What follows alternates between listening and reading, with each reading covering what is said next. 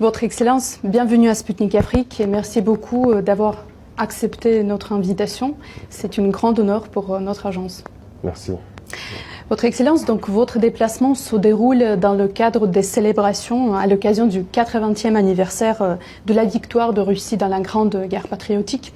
Hier, vous avez donc assisté au défilé sur la place Rouge.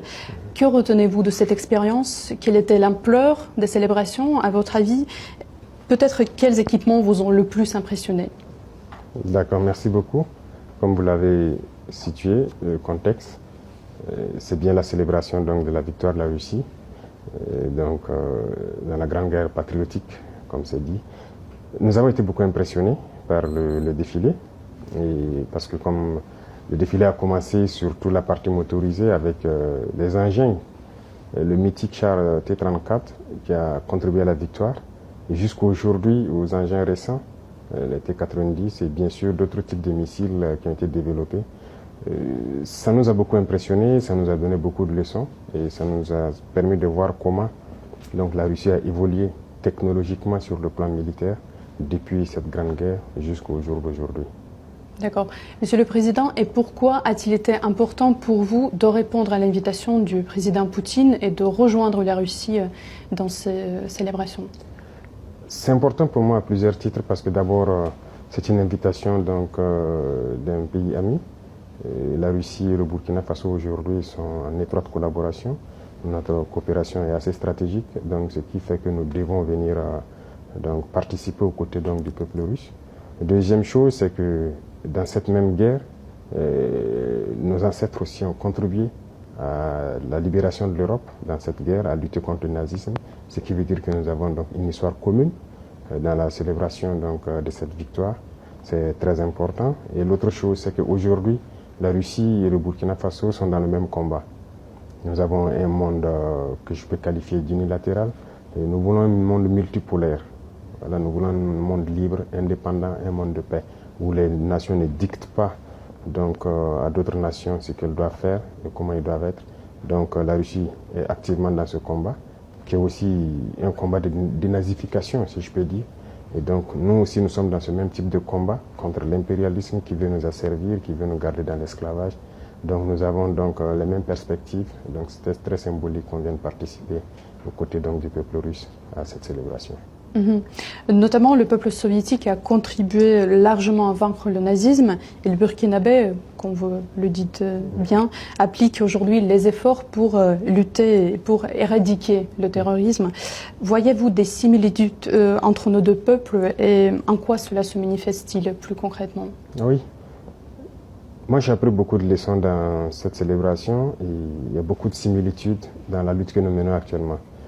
Regardez, le peuple soviétique a sacrifié près de 27 millions de vies pour avoir cette victoire. Ils pouvaient à un moment donné dire que c'est bon, ils signent l'armistice, ils abandonnent.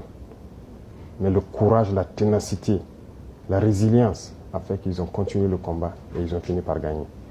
Le Burkina mène une lutte depuis maintenant près de 10 ans contre le terrorisme.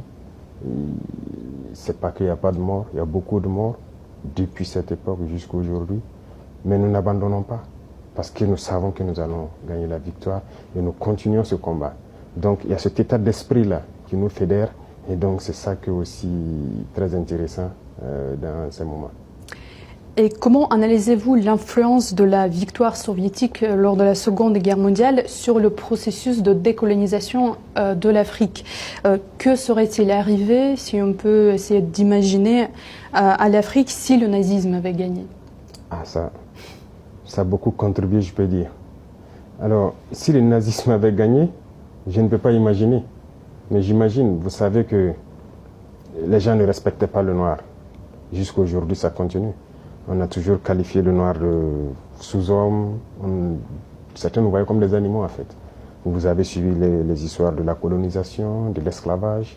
Les noirs ont été torturés, exposés dans des cages comme des animaux sauvages en Europe et tout. Les noirs ont été castrés pour les empêcher d'avoir même de la progéniture.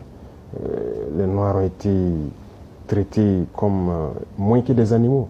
Vous savez qu'au Congo, on trouvait que le carton coûtait plus cher que la peau du noir. On préférait sécher le caoutchouc sur la peau du noir que de payer du carton pour sécher le caoutchouc. Le noir a beaucoup souffert. Donc de l'esclavage pendant des siècles et des siècles, la colonisation. Et cette guerre, vous voyez qu'on est venu prendre nos ancêtres sans leur consentement, aller les mettre en boucherie en première ligne. Et au retour encore, vous avez appris ce qui s'est passé au Sénégal. Quand ils ont voulu réclamer leur argent, on les a tués. C'est-à-dire qu'ils ne considèrent pas le noir. Et ça, ils sont allés se battre aux côtés de soi-disant alliés, qui les traitent comme ça. Mais imaginez si c'est le nazisme qui avait gagné. Ça allait être une catastrophe. Donc voilà pourquoi j'ai dit que c'était une lutte à mener. C'était une vraie folie dans le monde. C'était une lutte à mener et l'Afrique a participé. Et aujourd'hui, on peut dire merci parce que le peuple qui a consenti le plus grand sacrifice, c'est le peuple soviétique. Personne n'a perdu autant d'hommes, personne n'a connu autant de destruction pendant la guerre que le peuple soviétique. Donc nous sommes reconnaissants et je pense que c'était nécessaire pour que le monde soit aujourd'hui et que l'Afrique aussi puisse espérer continuer. Merci beaucoup pour votre réponse. Monsieur le Président, vous avez récemment déclaré que le Burkina Faso sera le tombeau du terrorisme. Oui. Imposez-vous des délais concrets pour le vaincre complètement et comment voyez-vous la future aide de la Russie en ce qui concerne ceci, l'un des axes principaux du partenariat russo-burkinabé? Je l'ai dit parce que le Burkina Faso, nous travaillons à ce que aujourd'hui il y a beaucoup de criminels qui le recrutent pour venir combattre au Burkina Faso. Ce n'est pas du terrorisme, je ne sais pas comment qualifier ça, c'est de la criminalité. Ce sont des bandits qui ont été armés par les impérialistes pour nous déstabiliser, pour nous maintenir dans la guerre permanente et nous exploiter. Et donc, je l'ai dit, nous travaillons à ce que le Burkina Faso soit le tombeau du terrorisme. Il faut que, lorsqu'on recrute quelqu'un pour venir combattre au Burkina, qu'il préfère se suicider. Et ça va arriver. Parce qu'on les équipe, on les forme, on leur donne la technologie, ces criminels-là, mais nous nous adaptons permanemment. Actuellement, nous sommes dans une phase assez particulière. Ils ont acquis de nouvelles technologies, de nouvelles techniques de combat et tout, grâce donc au soutien de ces impérialistes-là. Mais donc, nous avons étudié la situation et nous allons avoir la réponse tout de suite face à tout ça. Donc, vous allez le voir. Le terrorisme va finir, je ne veux pas donner un délai, mais le terrorisme va finir. Et très vite, aussi vite qu'on le peut. Et la Russie, tout ce que nous demandons, c'est surtout l'apport, je dirais, intellectuel. Voilà, aider à former intellectuellement sur notre industrie militaire qu'on doit développer et aider à former les jeunes gens sur tout ce que nous pouvons développer pour faire face à cette guerre-là. C'est cette partie qui nous intéresse le plus. Et plus concrètement, quel matériau, peut-être quel équipement vous intéresse le plus? Déjà, je peux dire merci parce que la Russie fait partie de l'un de ces rares pays dans ce monde-là qui a pris du matériel militaire venir nous donner pour faire la guerre. Donc ça, c'est significatif. À part la Russie et la Chine, il n'y a pas personne, sinon même pire. Ailleurs, on veut payer, même on refuse de nous vendre. Mais là, ils ont compris qu'on est en guerre. La Russie aussi mène son opération spéciale. On sait que ce n'est pas facile. Mais si dans ça, ils ont pu prendre du matériel, venir donner au Burkina Faso, je pense que c'est déjà très important. Mais c'est comme je l'ai dit, la Russie contribue à nous former. Tout ce qu'on paye, les militaires russes forment les militaires burkinabés sur l'emploi de cet équipement et tout ça. Mais nous voulons continuer à développer nous-mêmes l'industrie militaire avec l'accompagnement de la Russie qui a une très grande avance donc, sur le monde, je dirais, en matière d'armement. Donc nous devons faire cette collaboration étroite pour que nous puissions avancer dans notre guerre. Merci beaucoup. Donc cette dernière année a été marquée par de grands changements pour le Sahel et pour chacun des pays de l'AES particulièrement, dont par exemple la rupture définitive avec la CEDEAO et l'adoption également de ses propres symboles comme le drapeau commun. Dans ce contexte, comment décririez-vous le Burkina Faso d'avant et d'après et comment évaluez-vous l'Alliance des États du Sahel comme un format de coopération régionale? Y a-t-il des projets d'élargissement probablement? Oui. Pour comprendre l'AES aujourd'hui, il suffit de regarder la jeunesse africaine. Je pense que la jeunesse africaine a espoir que c'est un modèle d'union. Et nous, dirigeants de l'AES, ça nous donne une pression. Et nous devons réussir. Parce que l'Afrique a besoin maintenant de s'unir. On était dans une organisation qui était censée être une organisation où il y a la solidarité, la coopération, l'entraide et tout. Mais on ne peut pas être dans une organisation où vous dites frères et à un moment donné, on coupe l'électricité pour que les malades meurent à l'hôpital, que l'économie s'arrête, on ferme les banques pour que vous ne puissiez pas avoir accès à quoi que ce soit. Vos transferts pour acheter le minimum vital, les médicaments et tout, on a empêché ça à certains peuples sahéliens. On a même formé une armée pour venir combattre les peuples sahéliens. Pendant que le terrorisme sévit depuis des décennies, ils sont incapables de lever un seul soldat pour venir combattre. Ça, ce ne sont pas des frères, il ne faut pas se voiler la face. Et ça, ce ne sont pas les peuples, ce sont les dirigeants. Sinon, les peuples, quand vous regardez, même ces pays de la CEDEAO et tout, les peuples soutiennent et comprennent l'élan de l'AES. Donc ça nous réconforte à nous structurer, à être un modèle pour qu'à l'avenir, ça puisse s'étendre. Voilà. Mais pour s'étendre, nous avons besoin d'asseoir des bases fortes. Et c'est ce que nous sommes en train de faire actuellement. Donc voilà un peu ce qui a mené à se retirer et à se structurer pour se relancer. Monsieur le Président, pour beaucoup en Afrique, vous êtes plus qu'un président d'un pays, en fait, mais l'incarnation de renouveau panafricanisme. Pourquoi l'Afrique a-t-elle aujourd'hui tout particulièrement besoin d'un, si je peux dire, nouveau Thomas Sankara? Qu'est-ce que cela vous fait, en fait, d'assumer toute cette responsabilité à seulement 37 ans? L'âge n'est pas important. Mais c'est de la pression, je peux dire. C'est de la pression. Il ne faut pas prendre ça, en faire de la folie, des grandeurs. C'est de la pression. Moi, c'est un message que la jeunesse me passe et ça me met plus la pression. Si j'arrivais à dormir 2 heures, j'ai réduit mon temps de sommeil à 1 heure. Et s'il ne faut pas dormir, il ne faut plus dormir. Parce qu'ils ont vu quelque chose, sûrement, qu'on est en train de faire. Et selon eux, peut permettre à l'Afrique de sortir donc de cette situation. Et nous, ça nous encourage, ça nous remotive à continuer le combat.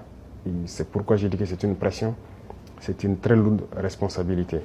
Et je peux promettre que tout ce qu'on peut faire, c'est de ne pas trahir, c'est de continuer dans notre ligne de combat panafricain, espérer que ça puisse donc prendre donc toute la jeunesse africaine et que le panafricanisme que nous souhaitons tant puisse être une réalité. Parce que l'Afrique a beaucoup souffert. Il est temps qu'on puisse s'unir, travailler, se développer. Autant les Africains partent ailleurs, voient le mode de vie et tout ce qu'il y a. En Afrique, c'est possible. C'est possible. Donc c'est notre mission et nous allons l'assumer. Monsieur le Président, de plus en plus de pays africains revendiquent la souveraineté et exigent le retrait des troupes occidentales de leur sol. Récemment, par exemple, le Tchad, le Sénégal, la Côte d'Ivoire ont formulé des demandes similaires. À votre avis, où l'Occident s'est-il trompé dans ses relations avec le continent africain? Bon, ce que je connais, c'est notre situation. Nous étions en guerre, nous avons vécu avec les troupes occidentales et tout. Nous avons vu et nous avons décidé de nous séparer de ces troupes-là parce que ça ne cadre pas avec la lutte. Au contraire, ça amplifie le phénomène. Les autres pays qui sont séparés, je ne peux pas me prononcer parce qu'ils se sont prononcés pour se séparer. Mais après, le président Macron a dit que c'est lui qui les a dit de trouver la formule et tout ça. Moi, je ne peux pas rentrer dans ce débat. Seuls eux, ils connaissent la vérité. Mais une chose est sûre, on ne peut pas parler de souveraineté et avoir une armée d'un autre pays sur notre sol qui nous dicte ce qu'il faut faire. L'économie, l'éducation, tout le développement d'un pays est basé sur l'armée. Donc chaque pays devrait développer son armée, être souverain et indépendant. Et donc c'est ce que nous sommes en train de faire. Quand je prends le cas du Burkina, ces armées ont été présentes et ça a contribué à tuer l'armée burkinabé. On ne recrutait plus. C'est eux qui disent quel volume il faut recruter. Il n'y avait plus d'armement, d'équipement et tout. Même les années 85 sous Sankara, on était mieux équipés que 10-20 ans après. Et finalement, le terrorisme est rentré. Quand le terrorisme est arrivé, on n'avait pas d'armée. On en souffre jusqu'à aujourd'hui. C'est dans la guerre que nous sommes en train de créer une armée. Donc c'est normal que ça prenne un peu de temps, on souffre, mais il faut créer une armée. Et sortir de cette guerre, on doit sortir grandi. C'est ce que je dis. Quand je regarde les statistiques de l'armée soviétique, le nombre d'hommes qu'ils ont perdus, mais au sortir de la guerre, ils sont sortis très grands.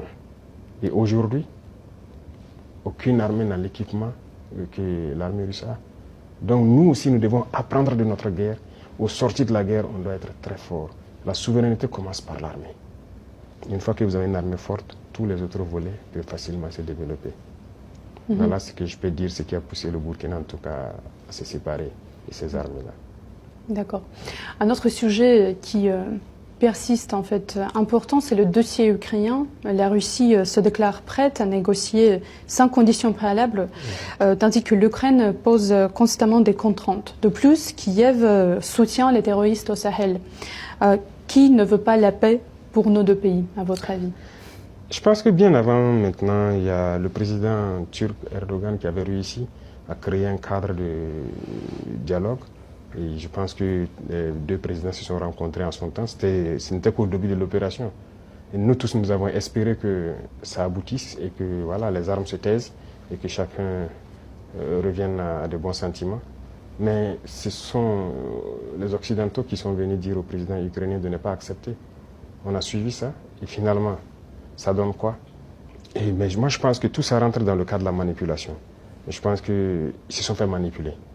Sinon, les peuples ukrainiens et russes, c'était l'Union soviétique. Ils sont des frères.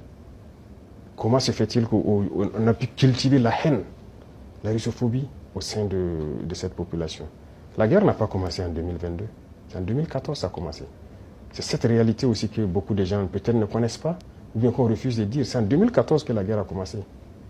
Et aujourd'hui, on est surpris de voir que les gens rejettent peut-être la balle sur la Russie et tout ça. Quand on bombardait les civils russophones en 2014, qui parlaient? Il y a des images qui sont toujours là. On a enfermé des gens dans des maisons, les brûlés. Il y a des images qui sont là.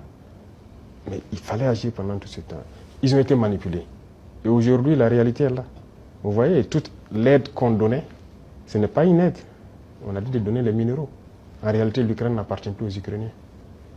On les a manipulés et ils sortent perdants. Tous les secteurs seront gérés par ceux qui les ont conduits dans cette guerre.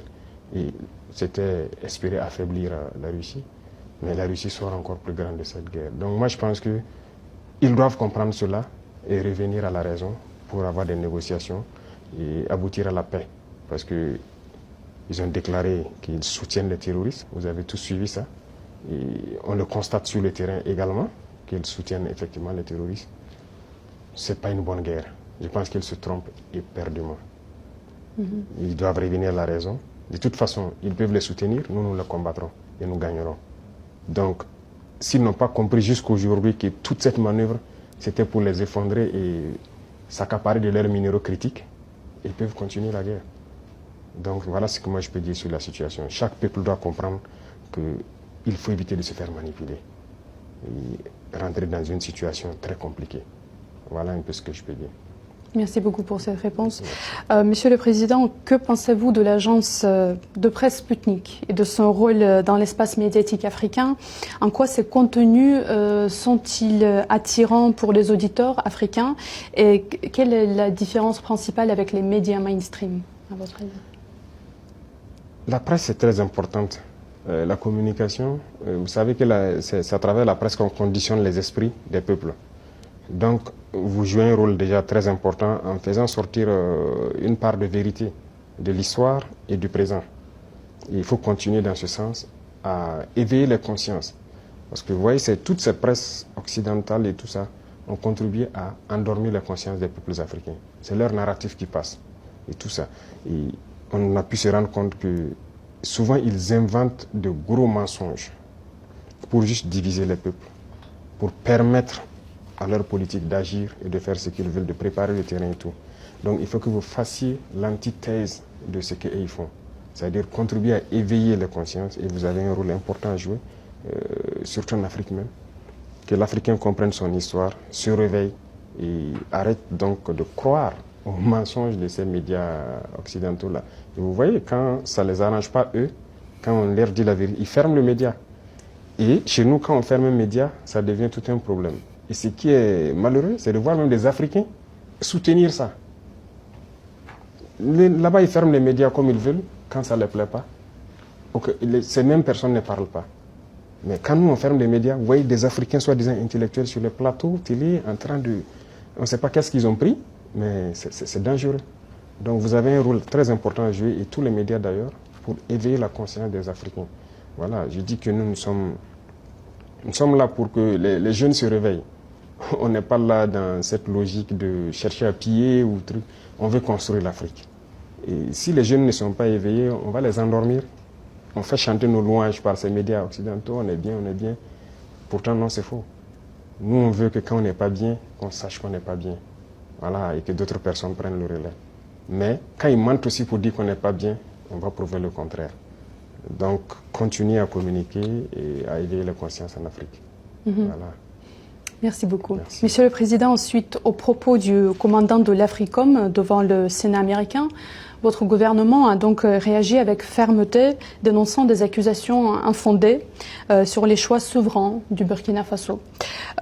Que répondez-vous à ceux, notamment à Washington, qui continuent de remettre en cause la légitimité de vos partenariats actuels, notamment avec la Russie? Et comment entendez-vous défendre l'image du Burkina Faso sur la scène internationale face à ce type de discours? De toute façon, on est libre de lier les relations avec qui on veut. C'est ça l'indépendance. Donc sur ce volet, ils peuvent continuer à penser ce qu'ils veulent. Nous irons où nous voulons. Voilà, pour peu que ce partenariat puisse être en tout cas mutuellement bénéfique pour chacune des parties. Quant à ces propos, vous l'avez dit, on a protesté à travers le ministère des Affaires étrangères. C'est une chose. Mais je ne sais pas ce qui s'est passé avec ce général. Il y a un souci quand même. Et je souhaite peut-être qu'il fasse un mea culpa. Si on l'a envoyé, qu'il comprenne que ce n'est pas la bonne mission. Si on l'a trompé, qu'il le dise publiquement, ou sinon devant le Sénat qu'il s'est trompé. Ou aussi si c'est une mauvaise intention, eh bien nous allons l'affronter comme il le faut. Parce que tout ce qu'il a dit, c'est du mensonge. Et c'est très vilain de voir un adulte mentir, de voir un adulte officier général d'une grande armée mentir. C'est très grave. D'abord, il a parlé de l'or du Burkina qui sert à ce que nous on utilise pour se protéger et tout. D'abord, c'est l'or du Burkina, c'est pas son or. Ça, c'est la première des choses. En quoi ça le regarde? Ça ne le regarde en rien. C'est le Burkina, c'est l'or du Burkina. Ça ne le regarde pas. Deuxième chose, il ment. Parce que le Burkina n'a jamais eu de réserve d'or jusqu'à ce que nous on arrive. C'est nous qui avons commencé à réserver l'or au trésor du Burkina Faso. Sinon, il n'y avait pas un seul gramme de réserve d'or au Burkina. Ça veut dire que c'est un menteur encore. Et l'autre chose, quand il dit qu'on utilise pour se protéger et tout, on est libre. Si le peuple a décidé qu'on le gouverne, nous avons le devoir de nous protéger. Donc on est libre. En quoi ça le regarde? Et le volet qui m'a le plus fait mal, pas parce qu'il est général ou parce que c'est un Américain ou quoi, c'est parce que c'est un noir. Et ça fait très mal de voir qu'on utilise un noir pour combattre un noir. Et ça n'a pas commencé maintenant. Il faut que ça s'arrête. Voilà, c'est très dangereux. Même la Libye, qui a détruit la Libye, on a encore utilisé un noir. Dans les films, dans le temps, chez les Américains, les noirs jouaient toujours le mauvais rôle. Mais on s'est dit c'est dans le film. Mais pourquoi les noirs doivent continuer à jouer le mauvais rôle? Et je pense que s'il a entendu cette interview, il doit se regarder dans un miroir, avoir honte, sortir, dire que bon, on m'a fait un faux rapport, je regrette. Il doit le dire publiquement. Si c'est un faux rapport, on l'a fait. Parce que c'est possible. C'est possible qu'on l'ait fait un faux rapport et qu'il sorte dire, parce que vous avez suivi, quand je prends notre voisin, encore comme je dis entre nous noirs, le ministre de la Défense ivoirien, qui se promène, aller en Turquie, voir le ministre de la Défense turc et lui dit qu'il va nous vendre des armes. Vous voyez comment ça fait mal. Quand c'est un noir qui se comporte comme ça fait très mal. Est-ce qu'on l'a fait un faux rapport? Qu'il sorte le démentir. Si on l'a envoyé pour créer un problème au Burkina, comme ils ont l'habitude de le faire, eh bien, on va s'apprêter, on va les attendre. Parce qu'il faut que ça s'arrête maintenant. La race noire ne doit pas être utilisée pour combattre les noirs. Et chaque fois, c'est la même chose, c'est la même chose. Et c'est ce que nous déplorons. Et ça nous a fait beaucoup mal de voir que c'est un noir qui tient ces propos. C'est vrai qu'ils peuvent le regretter, par plusieurs canaux, ils essaient de se rattraper. Mais non, ça a été dit publiquement. il faut se rattraper publiquement. Voilà, nous, c'est comme ça. Nous ne sommes plus dans l'hypocrisie diplomatique, comme on aime le dire. Dire des choses haut et fort et venir en bas dire non, on s'excuse, on n'a pas quoi. Il faut le dire publiquement. Donc, je les invite à se rattraper, à le dire publiquement parce que la jeunesse africaine a compris, la jeunesse noire dans le monde entier a compris. Cette manipulation ne passe plus. Voilà, ça a toujours été le cas, utiliser de faux alibis pour espérer atteindre d'autres objectifs. Ça ne passe plus. Donc c'est regrettable, mais le Burkina reste dans sa lignée. Nous continuerons à nous développer. Et il a oublié de dire tout ce que nous faisons pour le Burkina. Ce que nous faisons, aucun régime ne l'a réalisé. Voilà, le développement socio-économique du Burkina, qui a fait, voilà, nous sommes en train de construire beaucoup de centres de santé, équipés en appareillage, les examens médicaux, et baisser les coûts des examens médicaux. Quel régime a fait pareil? Personne. Nous sommes en train d'agir sur l'agriculture, labourer gratuitement les champs des paysans, notre production a augmenté et tout. Qui l'a fait? Personne. L'armée que nous sommes en train de créer, d'une nouvelle armée, l'armée burkinabé n'a jamais été autant fournie en effectifs, en équipement que maintenant. Qui l'a fait? Aucun régime. En matière d'emploi, aucun régime n'a créé autant d'emplois que nous l'avons fait. L'industrialisation. Peut-être que c'est ça qui les fait mal, qu'ils veulent arrêter, et il faut inventer des mensonges. En tout cas, je les invite à revoir leur copie.